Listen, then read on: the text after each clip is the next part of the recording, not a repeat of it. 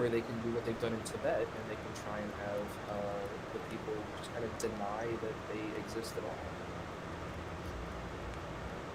So I think that Apple needs to kind of choose wisely what it is that they're doing, because from a certain perspective, what they're doing is not really aligning with their goals, but it's also not aligning with what they want to have as their brand image.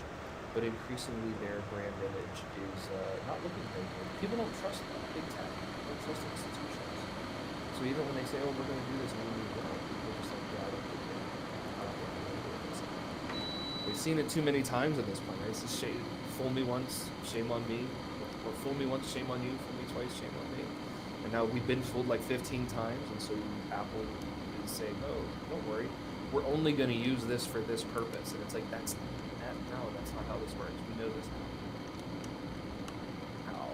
And then later you use it for a different purpose. And then when the government says we need to use that system, they're going to say, yes, okay.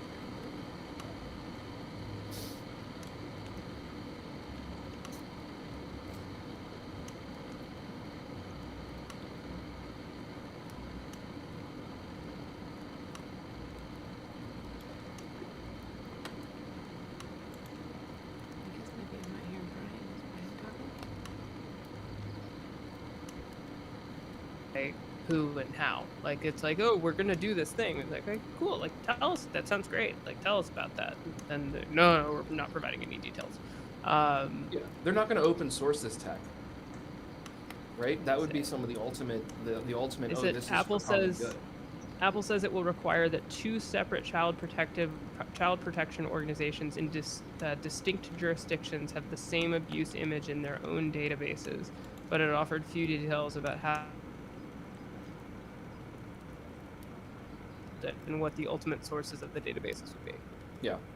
So they're basically not saying anything. So they're not being transparent on any of the key issues. And I think that, the other issue, and this was brought up in one of the things that I had read on, I think it was Forbes magazine about this, is that Apple has a known issue, not just when it comes to transparency, but also when it comes to sort of like mission. Like they say, oh, we're going to do this chain, and then they add another. And this is the tendency of large tech corporations to really kind of stray from not in like a product development area, but in an implementation area, right? So the kind of data that they collect and the kind of permissions their apps are requiring and the kind of data that they're willing to sell and utilize more and coming from more devices, and they're linking things across platforms. That you see that, for example, with Facebook and WhatsApp as well, right? Its biggest boost in signal use was Facebook coming out and saying, yeah, so we're going to start using WhatsApp metadata. Like, oh, okay, so you're going to destroy the very reason why we use WhatsApp is because it's end-to-end encryption.